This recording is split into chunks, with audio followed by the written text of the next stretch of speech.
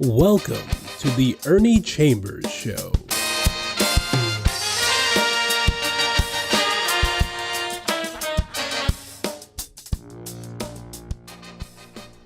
Brothers and sisters, friends, enemies, and neutrals, let me tell you why I give that invitation. I don't care who you are. I don't care about your race, your color, your ethnicity, your sexual orientation, your politics. None of that means anything to me. What I'm saying is if you are watching, I welcome you.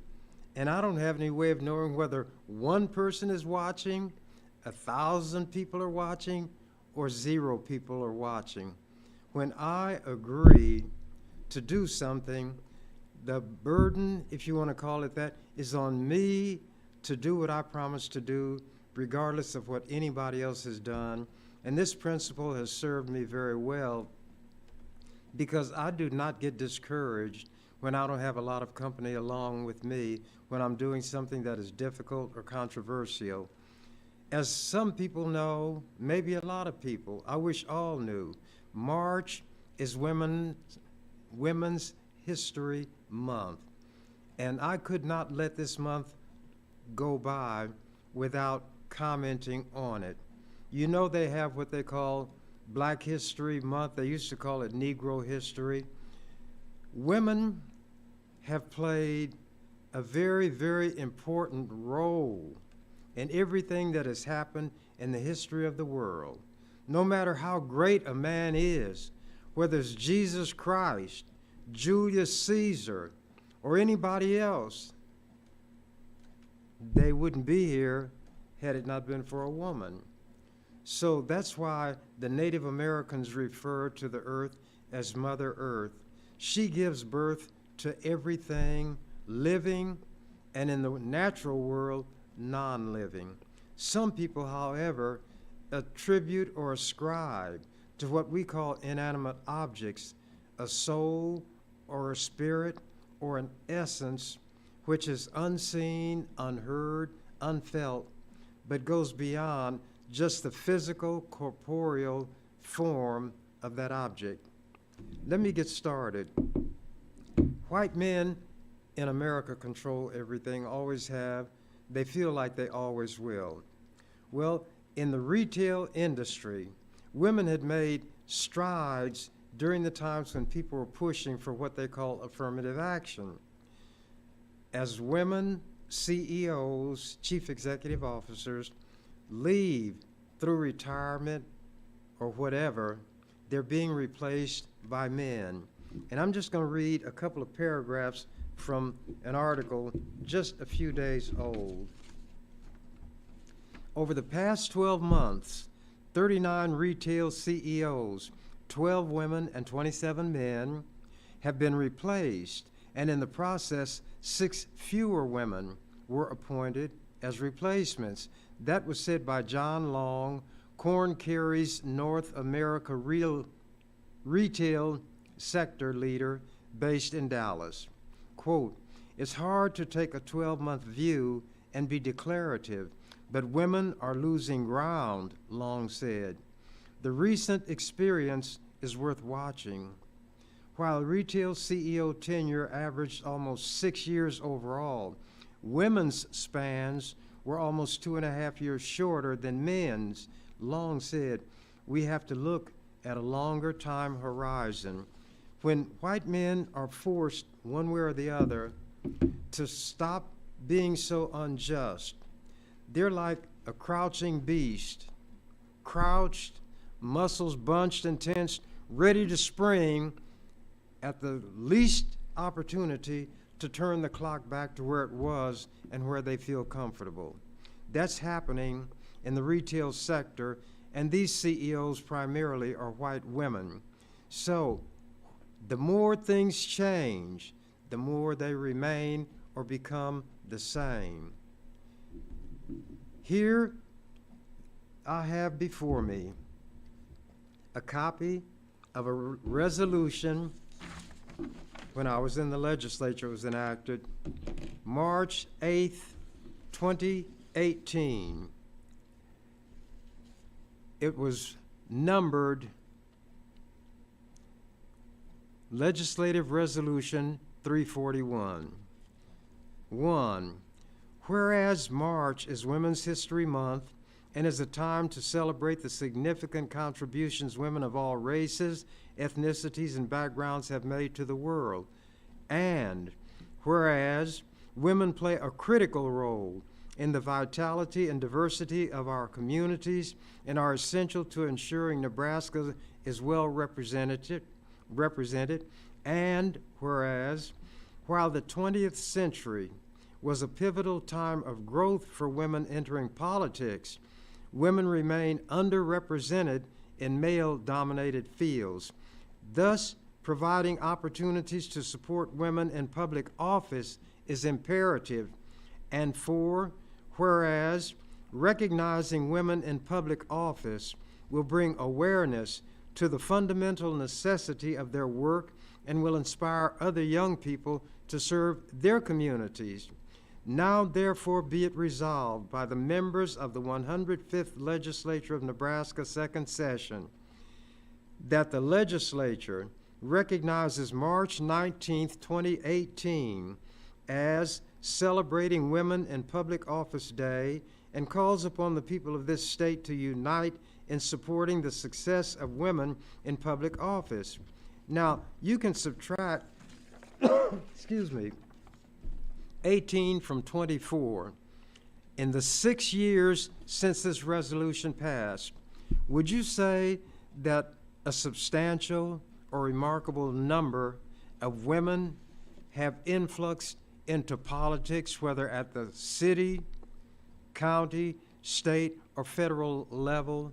People call me a pessimist. I say a realist. I say no.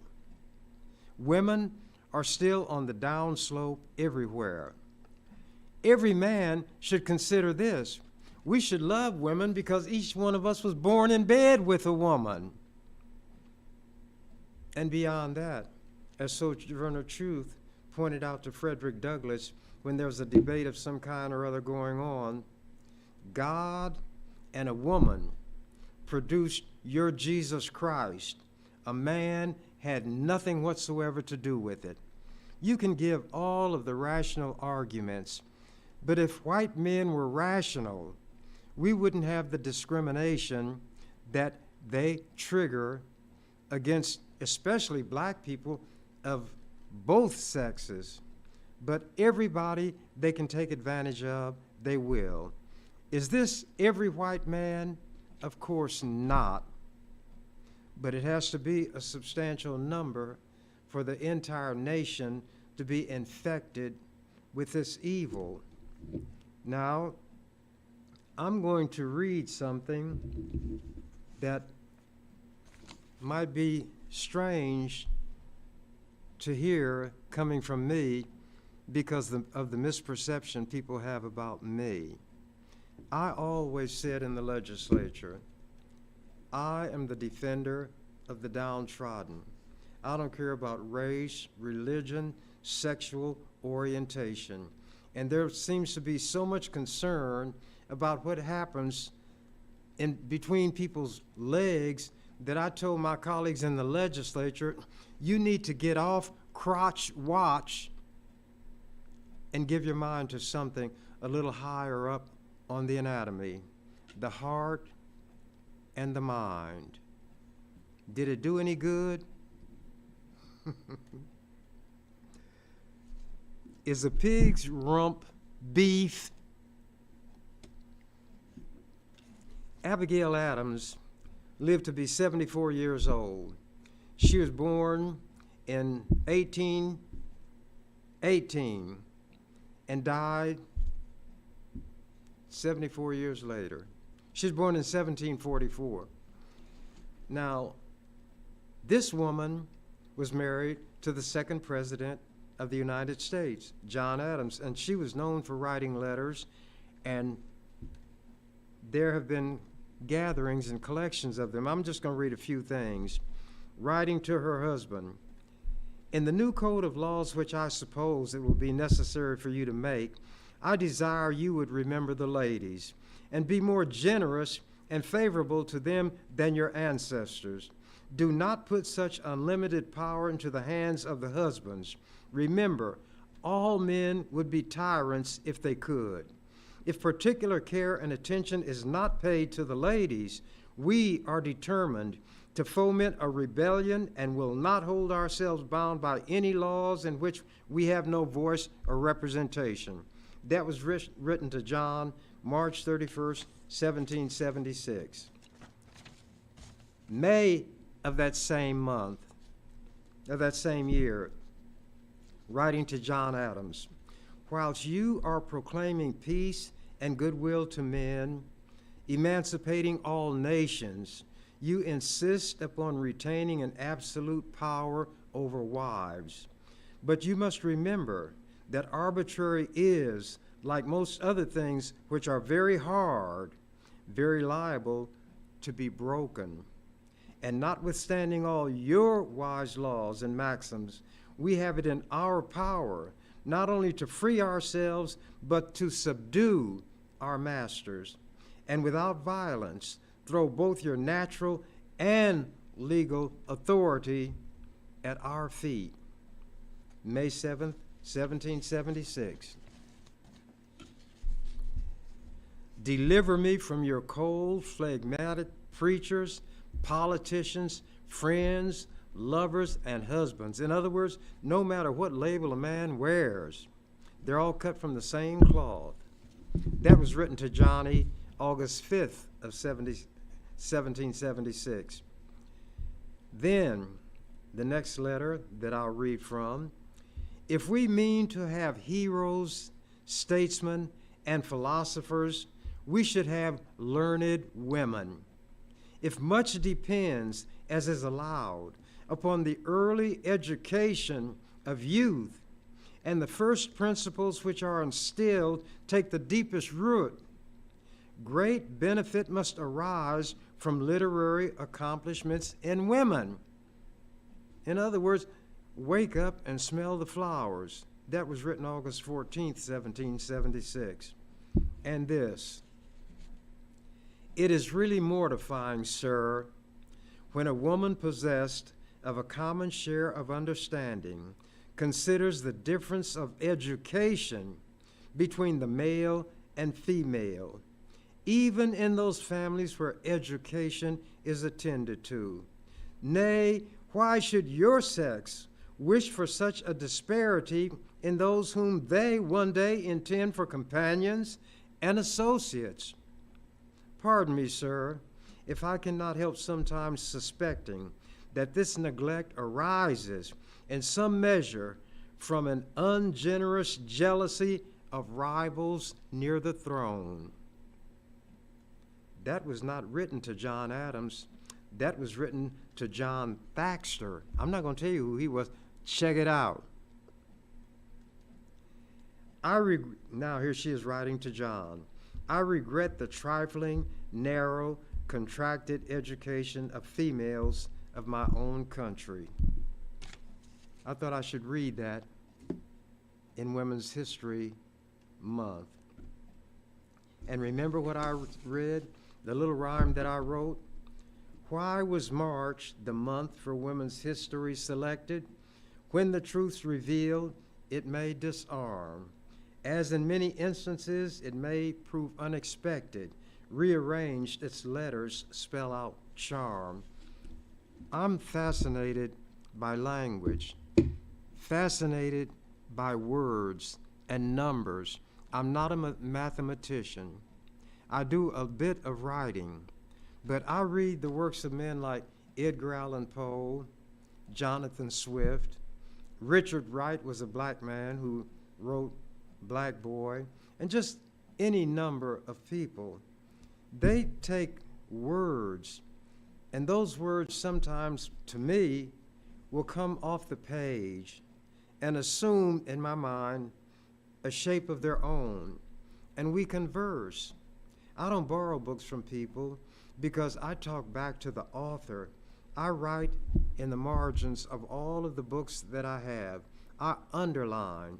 I have a conversation. I'm not one who absorbs like a sponge.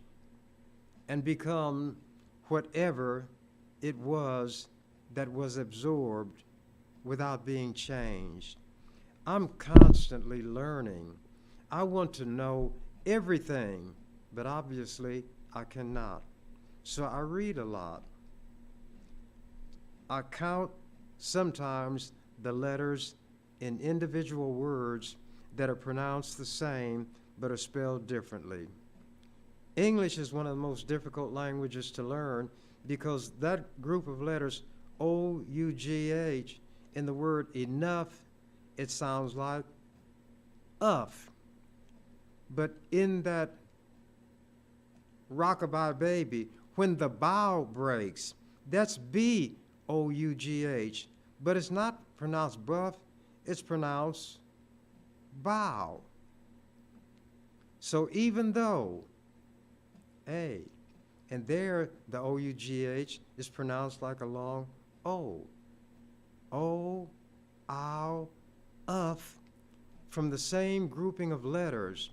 The only difference is the first letter preceding them. How difficult would a language like that be for somebody whose language it is not? English is one of the most difficult languages to learn. Excuse me. Now I'm going to read something that goes to efforts I put forth to maintain a dignity for the legislature as an institution. I wanted us as lawmakers to respect the law. As a member of the legislature, I would tell them, this is not my legislature, it's yours, but I respect it more than you do. I came here because the people in my community wanted me to be here. From the time I was in my late teens, black adults came to me for advice and assistance. I would appear before the city council. I would go down to the police station when people had been arrested. You might call it foolhardy, but I just didn't have any fear. But I was very disgusted and upset with the things that were done to black people, and it didn't matter whether we had a lot of money, whether we had education, whether we were threadbare or wore the finest threads. If you were black, get back. And the irony was that I knew people as pale as those who were called white, but they were referred to by the N-word and treated like the so-called N's were treated and were referred to as Negroes. So some of that was confusing to me when I was younger. So one thing that allowed me to remain sane was to come to the conclusion that grown people are crazy. And what I had to do was figure out for myself what made sense. But if I wanted to survive and not get, as old people would say, knocked into the middle of next week, having been dealt with all their lives, and their forebears having been dealt with all their lives, violence inflicted by white people on them on whim. Those who are beaten seem to develop a desire, an urge, or an inclination to become beaters. So self-preservation was inbred in me early in life. I knew, although this is not the way I formulated it, I heard this expression much later, but I remembered it. A still tongue leads to a wise head. But for me, a still tongue leads to an unbroken head.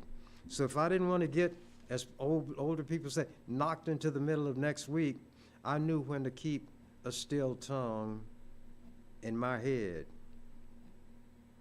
But as I grew up, I didn't have the fear that some had, because I thought some things just shouldn't happen to anybody, and certainly not us, when we hadn't done anything to anybody.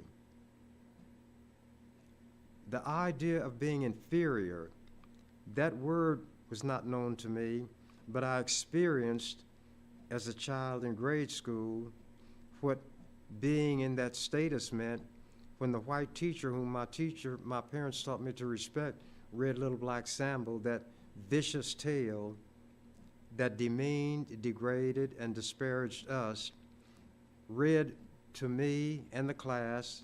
I was the only black child there, by a white teacher my parents taught me to respect, and was laughed at. I didn't cry, but I felt deserted, and this teacher knew that I couldn't fight back, that I didn't know how to fight back, and she did that to me, and I'll never forget it. And I think that may be, old people had an expression, that child is marked. It marked me. And maybe that's what gave me a kind of determination that other people don't have. I can think back, and I don't feel the pain the same way now that I did as a child, but I'll never forget it. And I don't want any child, I don't care whose child it is, to have that feeling that I had, no matter what the source of it would be. For some reason, little children are now attracted to me, and a guy had written an article and said, Chambers is a magnet for young people. In the past, I've mentioned photographs that people wanted me to take with their children, so I'm not going through that again. But anybody who I see abusing children is somebody who bears watching. But among the least, the last, and the lost, who are my constituency, the children play a prominent role. Jesus had a way with children, and his disciples were like most grown people are now when it comes to who's going to get the attention of somebody important. His disciples told him, look, don't be messing with those children. Important people were here. And Jesus said words to the effect, these children are very important. Unless you become as little children, you shall in no wise enter the kingdom of heaven. He who offends one of these, my little ones, it were better for him that a millstone be tied around his neck and he be drowned in the depth of the sea.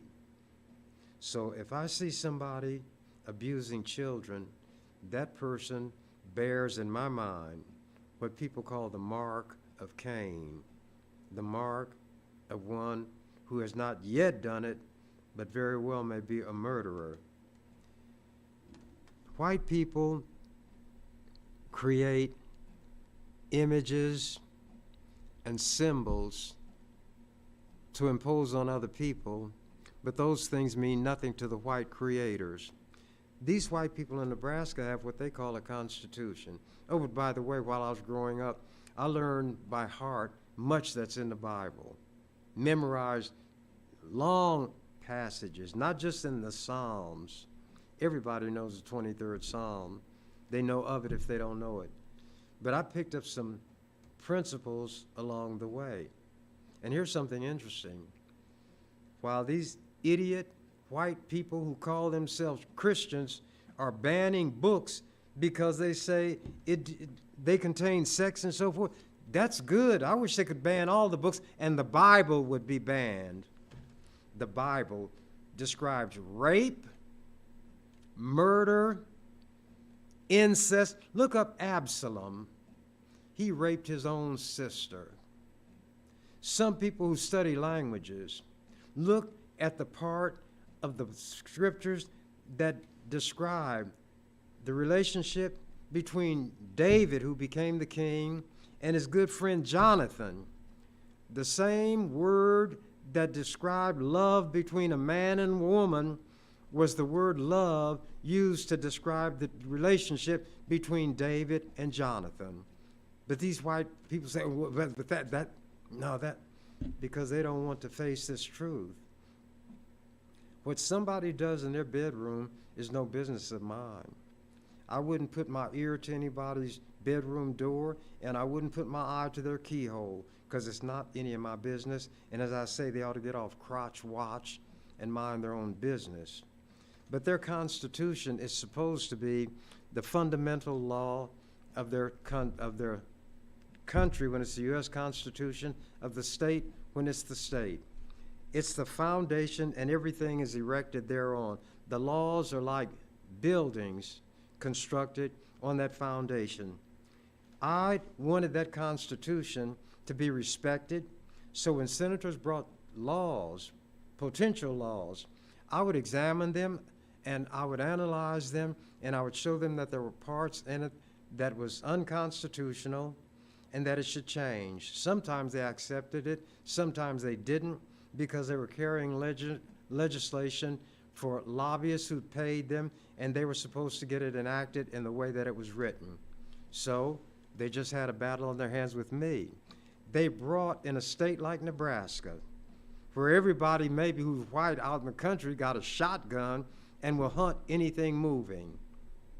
But they wanted to put into the Constitution, because some dumb senator went to Minnesota and saw where they put in their Constitution a provision to protect hunting, trapping, and fishing. They wanted to put it in the Nebraska Constitution. I said, that's stupid. And then with a little research, I saw that somebody had attempted to do it when the U.S. Constitution was being written, and it was ridiculed and laughed. They said, well, I won't go through that. It'll take too much time. But I said, in a state like Nebraska, there will be no laws against hunting, trapping, as cruel as it is, or fishing, as cruel as it is. How would you like somebody to hold your head under the water and not let you breathe? You wouldn't like it, would you? And if you made an inhaling movement or motion, you'd suck water down into your lungs, and if enough got in there, you'd die from suffocation. You don't die from drinking too much water, you die from not getting enough oxygen. What do you think happens to a fish when you take that fish out of the water? When the water passes through the fish's mouth and the gills, it picks up oxygen. In other words, that's the way it breathes. When you take it out of the water, it dies from suffocation. That's why if you drop a fish on the ground, it flops, and people love to watch that. Well, maybe if fish were in charge, they'd love to see you have your head held underwater, and they hold your fish and watch you struggle to try to get air. I thought all these were God's creatures, huh? But anyway, because I'd given an affirmation that I would uphold the Constitution, to me that meant keep it from being minimized, degraded by nonsensical things being put in it. So I fought tooth and nail, and I thought the best way to fight against an amendment like this that they were offering, hunting, trapping, and fishing, I offered amendments of things that should be hunted, things that should be trapped, things that should be fished for. Here was one, and I'm going to read this. Hunting for Amelia Earhart, salvaging the Nebraska Constitution. In 2005, a few years ago,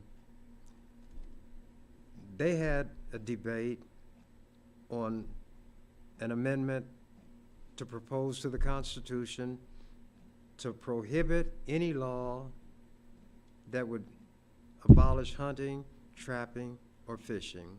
So I offered amendments of things that should be hunted for. Excuse me. On April 21st, 2005, during extended legislative debate by which I, for the third time, derailed an ill-advised attempt to befoul the Nebraska Constitution with an amendment to, quote, protect, unquote, hunting, fishing, and trapping. My Amelia Earhart amendment, one of 3 dozen, created the opportunity for me to expound on what I deemed to be a fit target of hunting In other words, this is what you ought to be hunting for. I argued in pertinent point and part, and this is still contained, I'm quoting from the transcript of that debate. Amelia Earhart Amendment. After the word hunting, it adds, for the wreckage of Amelia Earhart's airplane. That would be in the Nebraska Constitution. It would be deemed a valued part of the heritage of the people, because that's what they claimed their amendment to protect hunting would be. Not just of Nebraska, not just of this country, but of people everywhere, to be aware of and to hunt for, or hope that somebody will hunt for and be successful in finding the wreckage of her plane, unquote.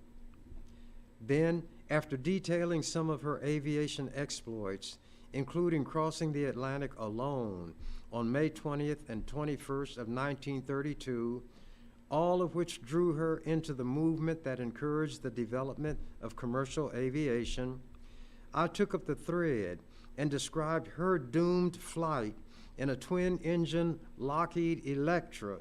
And I read Greek mythology, and I know a few things. And I recounted the Greek origin of the name Electra and how other planes and ships bearing that name had met with disaster historically, and some people are superstitious. They think the name or the word Electra attached to something dooms it. In many cases, things happen to be doomed that had that name. The significance of a successful hunt for Amelia. I said, because of what this woman achieved, and because of the fact that human beings, especially in places like America, relate more to physical objects than to the idea behind them, if the wreckage of this woman's plane were to be found and established conclusively to be the wreckage of her plane, it could become somewhat of a shrine. Old women who were denied opportunities to do the things that they knew they had the ability to do, but were denied the opportunity because of their gender. Middle-aged women who were disheartened because the ones who went before them had done things so they felt doomed to follow the same drudge path. And young women who, because they still have a degree of rebelliousness and unwillingness to be roped in and tamed and made to feel that they've got to live as somebody else has lived just because they did it, all of these categories of women, old, middle-aged, and young, could go to that shrine. They could, and this is direct quotes from the transcript that will be a part of Nebraska history as long as there is a legislature. They could span the generations and realize that this huge female pool of talent and ability is exemplified by what this woman had done and lost her life apparently in trying to do more. The wreckage of this airplane would prove that that had really happened. So all of the women of whatever religion, political persuasion, race, language group, ethnicity, sexual orientation, if some people knew that Willa Cather, a famous literary person in Nebraska, wrote My Antonia and some other things, if some people knew that Willa Cather was a lesbian, they'd be wanting to take her out of the Nebraska Hall of Fame. That's why I said sexual orientation. All of these women could go there. They could light candles. They could write notes and leave them there. They could bring dolls, bouquets of flowers, articles of clothing, pieces of jewelry,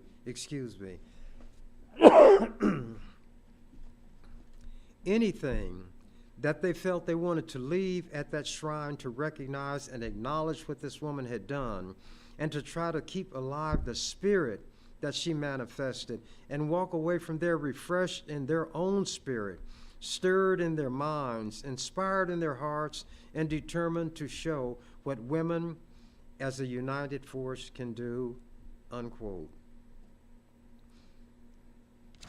Then altering the course of history, quoting again from the transcript, comprising a majority of the population of this country. There is no reason why women cannot seize political power and change this country. And by changing the most powerful country in the world, change the entire world. And by changing the world, alter the course of history. And it would be altered for the better, because it cannot be any worse than it is now under the dominance of white men. Amelia Earhart is somebody who ought to be remembered. And what I'm offering here is far less frivolous, it's even whimsical, than what the original proposed constitutional amendment suggests. So I hope you'll adopt my amendment. Thank you, Mr. President. This is not in the transcript, but it's describing what happened. Before requesting and receiving support in rejecting my amendment, the sponsor of the proposed constitutional amendment offered an acknowledgement, as often happened despite opposition to my offerings. Mr. President, and this is in the transcript, Mr. President, members of the legislature, first of all, I commend Senator Chambers for bringing this and talking about all the wonderful things about Amelia Earhart. And she was more of my parents' generation. Although that's the case, I can remember growing up, them talking about her and how the plane wreck was, she was never found again. But I'm going to oppose this, meaning my amendment. I don't think it's appropriate subject matter to be part of this proposal, but it would be better than what they were offering. Now, 7 years later,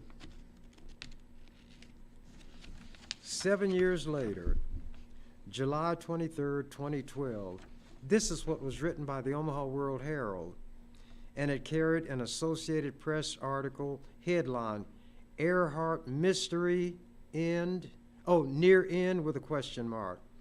The caption under an accompanying photo says, quote, underwater robot will aid hunt for Amelia Earhart's plane. The piece details a $2.2 million expedition to a remote island in the Pacific nation of Kiribati, quote, where they hope to find the wreckage of her Lockheed Electra, unquote, in nearby waters.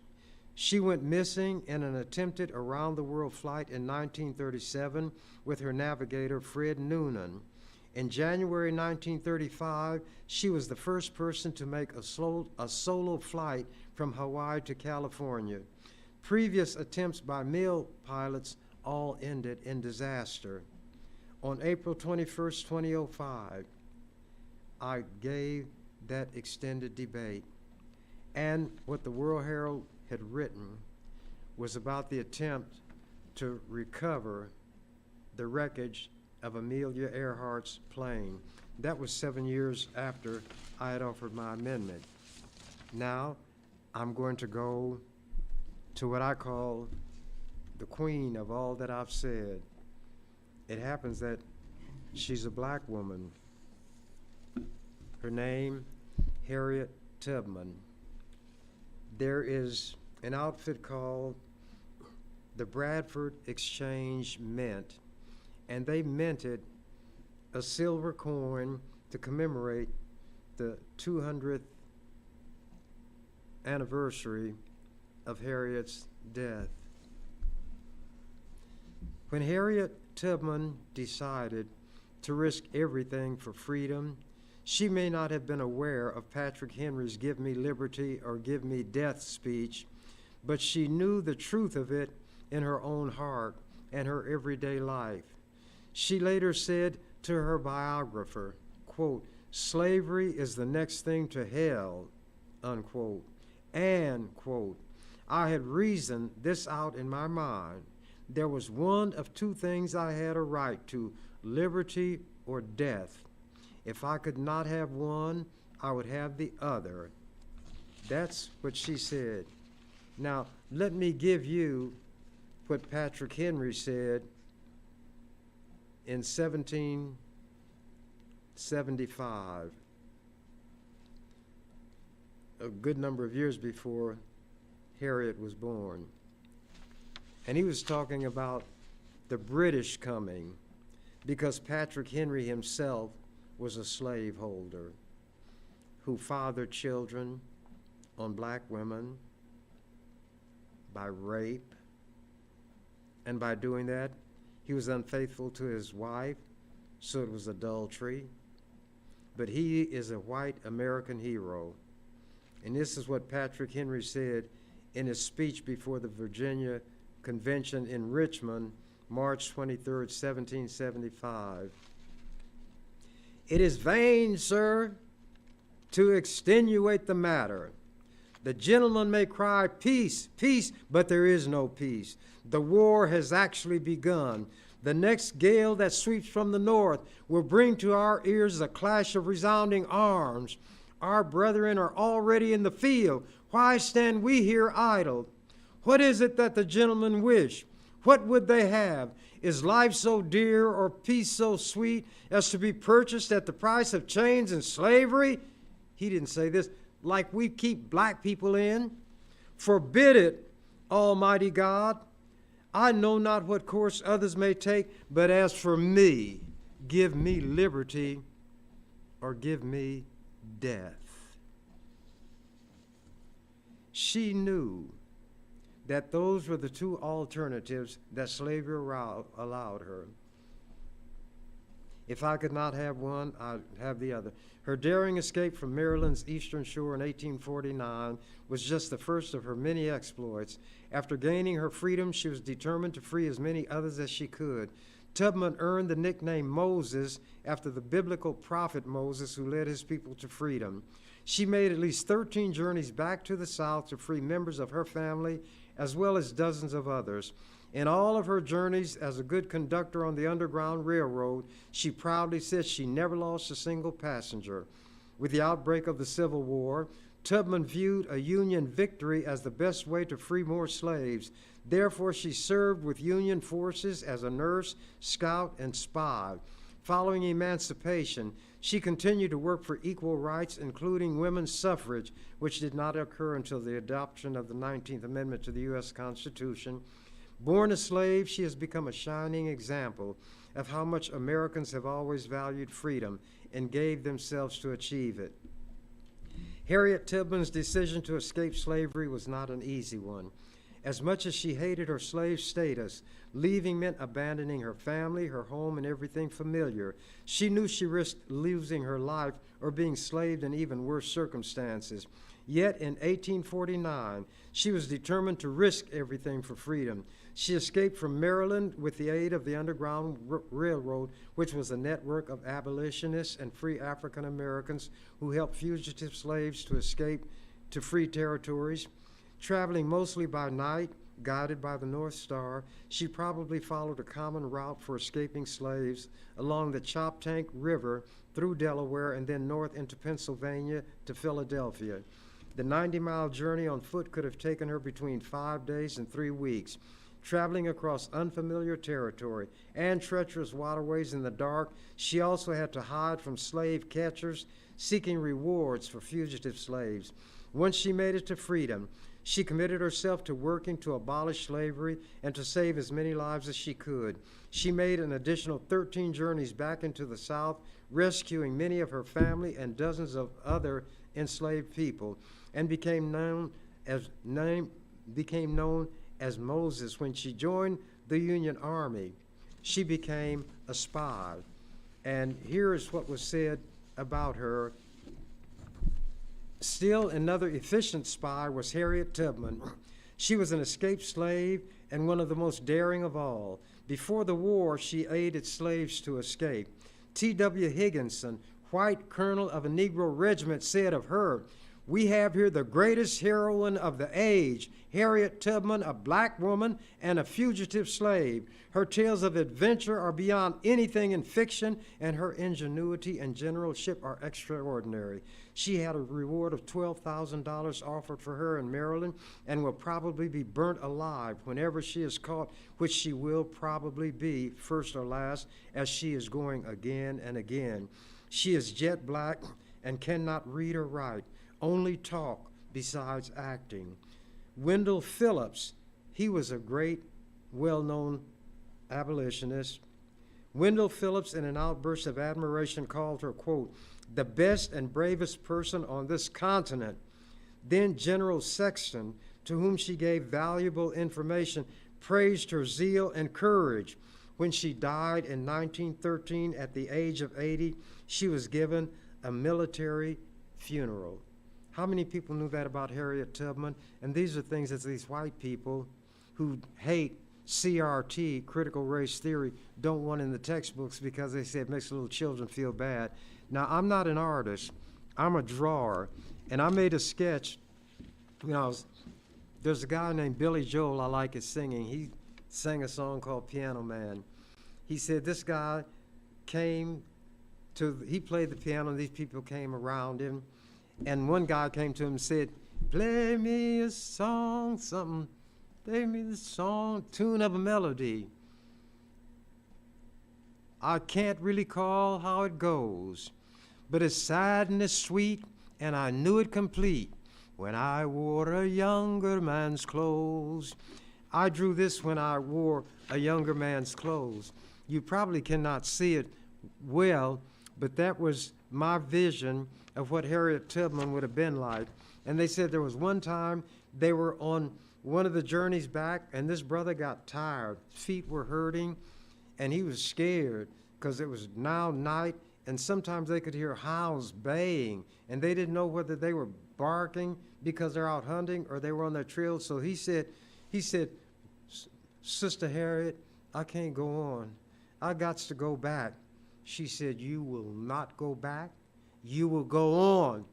He said, but Sister Harriet, I can't go back. She reached inside this long garment that she was wearing, reached inside and pulled out a pistol with a barrel that long. And to this brother, the opening in the barrel looked that big. And she put it against his nose. She said, you gonna be free or you gonna be dead? He said, Sister Harriet, I think I'm gonna be free. And that's what happened. He wound up reaching freedom. There are so many things about our people that have been kept from us, that will be kept from us, that we need to speak out.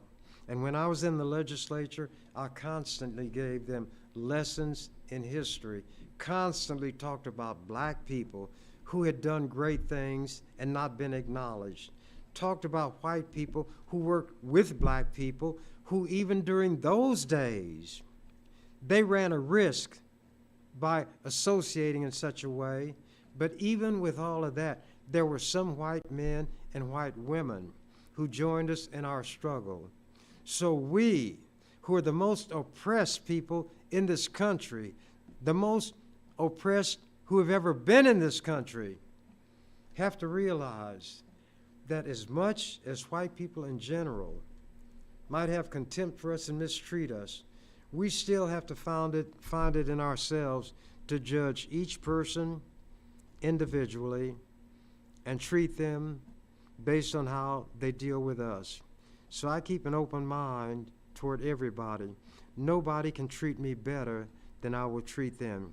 But I say this for us, white people in general dislike and will discriminate against us in general. If such were not the case, all of the barriers based on race would be eliminated. That's not going to happen during my lifetime. I've only got a few days left, not 24-hour days, but I could have just a few 60-minute hours left or 60-second minutes left for all I know. But they say in the Bible, the years of a man's life are 70. A score is 20 years. 3 times 20 is 60 plus 10 is 70. I'm 86, so I'm living on borrowed time, or I'm living on time that somebody who died ahead of time left to me.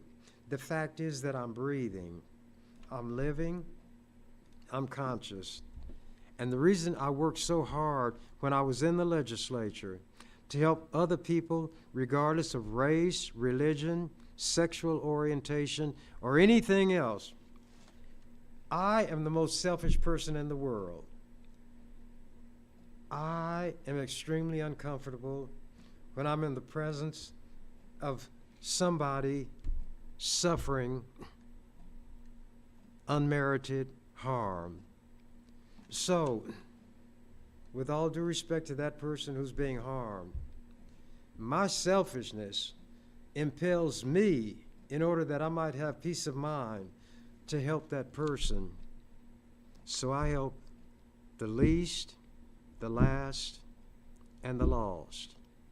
Not to be noble, not to be praised, but for my own peace of mind's sake. But for those out there who need something else, if you claim to be a Christian based on what that supposedly means, and you believe what's in the Bible, you claim to, what about love your neighbor as yourself? Do unto others as you would have them do unto you. What about all of those things? But instead there's whooping, there's hollering, there are cutthroat preachers who will filch money from the widows, who will take food from the orphans, so to speak, and not be an example of what it is they preach. I may not be a good example in some people's mind, but other people's judgment doesn't mean anything to me. I have one true friend, and that friend is deep down inside of me. And that friend knows me like nobody else does. I can't pull the wool over his eyes. I can't trick him. And the only time I can lay my head on my pillow at night and sleep the sleep of the just is when that friend deep down inside of me says, you traveled all those miles before you slept. You had promises to keep, and those promises you kept. Therefore, I will let you have a peaceful night's sleep. The world is not going to change itself. Now, I'm not saying this next just because I'm old. We need to be concerned and show care for our elderly people among us when it comes to their health, their physical well-being. Dementia is one of the most cruel things, I think, that can befall somebody. Forgetfulness, to not know who you are, not know where you are, maybe not know what this is, or if you know what it is, you no longer remember what it's for. Imagine if you have just enough awareness to be aware of how forgetful you're becoming. Can I say that I'm not forgetting things? Absolutely not. I wish I could remember everything that ever entered my mind from the time I was conscious. Now, sometimes I can remember long stretches of poetry.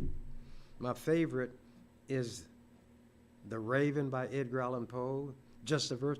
Once upon a midnight dreary, while I pondered weak and weary over many quaint and curious volumes of forgotten lore, while I nodded, nearly napping, suddenly there came a tapping, as of someone gently rapping at my chamber door. 'Tis some visitor, I muttered, tapping at my chamber door, only this and nothing more. Ah, distinctly I remember, it was in the bleak December, and each separate dying ember wrought its ghost upon the floor. Eagerly I sought to borrow from my book's surcease of sorrow.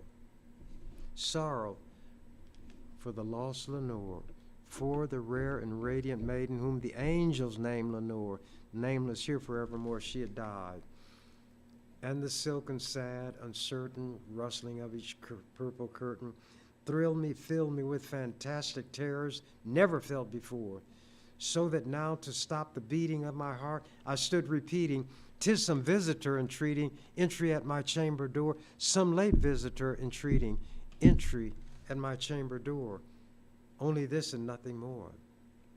Then he goes on, and then he says such and such. Then he says, open here, I flung the shutter. Then with many a flirt and flutter, in there stepped a stately raven of the saintly days of yore. Not the least obeisance made he, that mean bowing and scraping. Not a moment stopped or stayed he, but with mien of lord or lady, perched above my chamber door, perched upon the bust of Pallas, one of those old gods, perched upon the bust of Pallas, perched and sat, and nothing more. Then you have to go on, and then you ask this grim, ungainly, ghastly, gaunt, and ominous bird of yore. But then the famous word, quoth the raven, nevermore. And it goes on for 20-something stanzas. I used to know every one of them. When I wore a younger man's clothes. But I wasn't quoting it all the time like I was in those days either. I even liked some of the poetry of one of the biggest racists of all time, Rudyard Kipling. A racist. But he did have the, if you want to call it decency, to respect and acknowledge in other people who were of inferior groups, those occasional noble ones, who show that there is a spark of dignity in every group. And he may have had a struggle within himself, but down through history, the British people have tried to determine who they think the greatest writer of all time among themselves would be. And guess who that rascal was? Rudyard Kipling, who said, if you can keep your head when all about you are losing theirs and blaming it up on you, I finish that, you must be the executioner. I think that my time is up, and I don't want to take that which does not belong to me. So I'm going to say so long until the next time. You've been watching The Ernie Chambers Show. If you'd like to leave suggestions, email us at ewcfacts@gmail.com. That's ewcfacts@gmail.com. This is an EWC Communications production.